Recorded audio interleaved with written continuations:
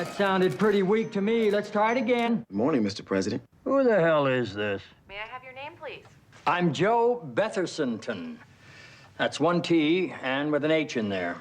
Jed Bartlett is a caring, compassionate human being who loves his family, loves his staff around him like they're his family, and wakes up every morning honestly and sincerely wanting to do good things for the country. You want to be inspired. You want that position to think big, to be big. And so it was, and so it will be again. You don't have to fake your admiration for him. Everybody wants to protect him. You know, you would do anything for this guy. He's just so profoundly connected to the world and his fellow humans, and he wants to do such good things. He is my hero. He's the best man I know. He's a disciple of goodness. I think the man has greatness. And the irony is here, I don't know if I'm talking about Jed or I'm talking about Martin. Ladies and gentlemen, the President of the United States.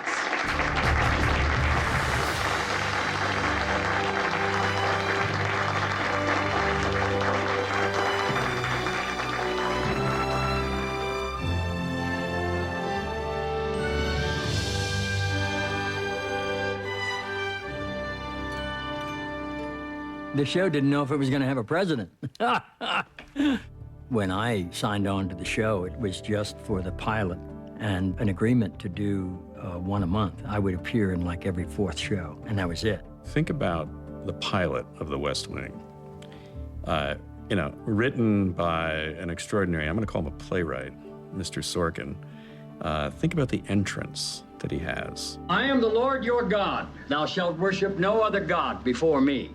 As fantastic as it is every minute of the way through, Martin walking in as the president actually tops everything that's come before. Now, I love my family, and I've read my Bible from cover to cover, so I want you to tell me, from what part of Holy Scripture do you suppose the lambs of God drew their divine inspiration when they sent my 12-year-old granddaughter a Raggedy Ann doll with a knife stuck through its throat?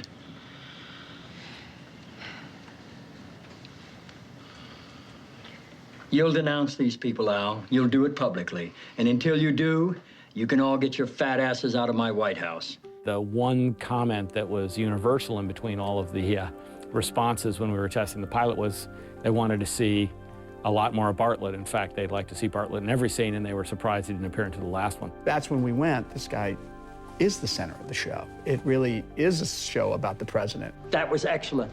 We should do that once a week. So he's played good presidents, bad presidents, real presidents, fictional presidents, and I think it's almost all of that comes into the layers and the authority that he can deliver. Well, you may be mistaking this for your monthly meeting of the ignorant tight-ass club. In this building, when the president stands, nobody sits. First of all, Martin's a great actor. Second of all, Martin loves playing the president. I think that he just walks in as this fully formed man and president, and you just believe him from the get-go. And it's just a testament to how brilliant Martin truly is as an actor. Most people know him from films and television stuff, but he was a stage actor. And when you do that, you get to sort of find, I think, your skeleton as an actor. He's got this unbelievable depth where he can just conjure up this emotion and this ability to, you believe that he is the brightest man in the world. You know that when smallpox was eradicated, it was considered the single greatest humanitarian achievement of the century. Surely we can do it again, as we did in a time when our eyes looked towards the heavens, and with outstretched fingers, we touched the face of God. I think that the character of Bartlett is taken from three presidents, basically, from John Kennedy, from Jimmy Carter, and from Bill Clinton. I mean, if you had to glean the very best from these administrations, both their policy and their private and public lives, these three would be ideal. He very much, to me, reminds me of the picture that we often see in the Oval Office of John F. Kennedy with his back turned towards the camera, looking out the window. He's an idealist. He's a great progressive thinker. He's a great humanitarian. His social agenda is very progressive. We need to find energy alternatives. We're getting our cue. We're getting it right now. The Republicans are busy. They're trying to convince us that they care about new energy and that they're not in the best pockets of big oil. We're trying to show that as the years progress, the office changes him more than the president changing the office. And some of that has been his frustrations and his concerns. Some of it has been him having to balance his idealism off against his the realities of the real politic that he's involved in. I know we talked about a 1% cut. It's going to have to be 3%. We had a deal at 1%. There is no altering this offer, Mr. President.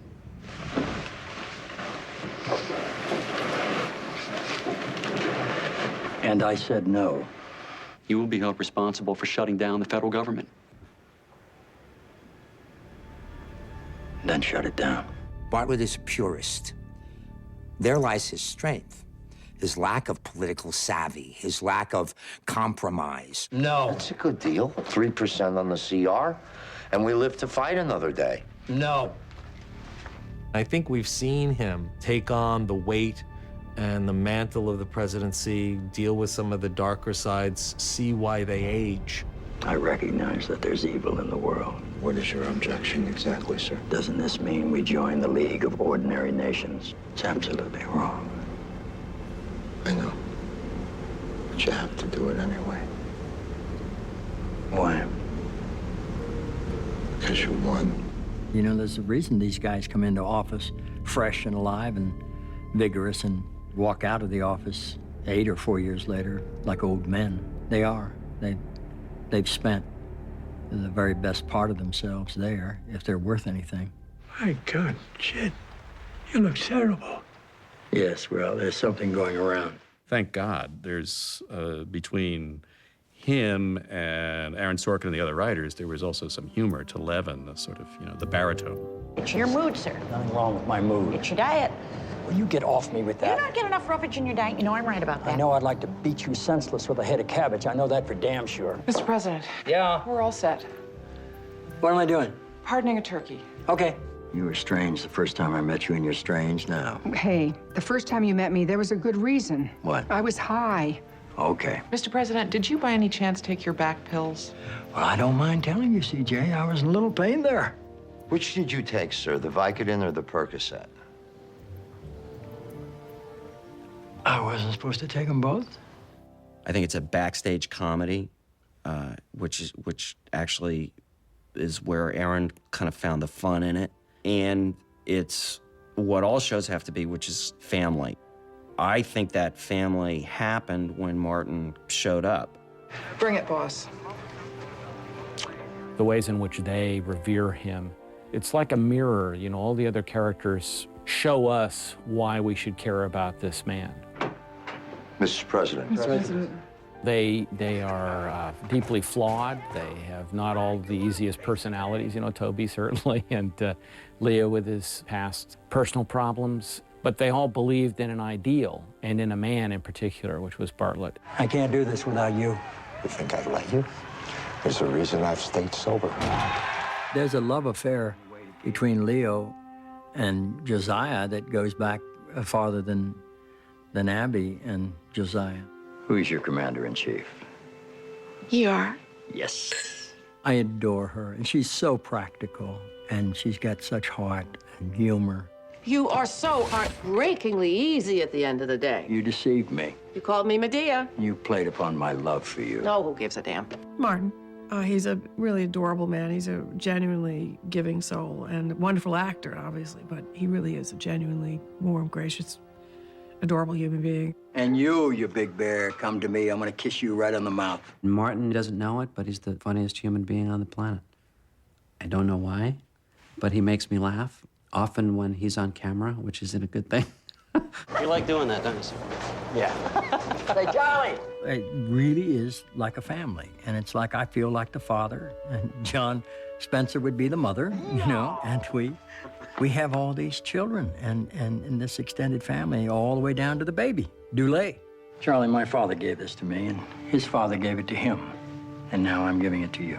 Martin is one of the most generous human beings I've ever met, and that generosity extends into his work. It says PR. I thought I knew them all, but I don't recognize the manufacturer. Yeah, These were made for my family by a Boston silversmith named Paul Revere. The Charlie-President Bartlett relationship really starts with the Martin-Dulé relationship.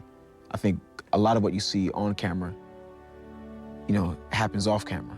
Off screen, that's what he gives off. So everybody started coming towards him, not necessarily as the leader of the group, but as just a man that they adored. He sets a tone for the show and has set a tone from the show for the beginning of professionalism, of showing up prepared to work, really having done his work, very serious about it. Martin likes to get the words before he comes in, and he's so proud when he does. And we'll be doing a scene, he'll look at me and say, I know these words. I'll say, that's great, Martin. Yes, you do. And I do, too. So we're halfway there. When people show up on the set, they don't want to disappoint Martin. They don't want to disappoint their fellow actor.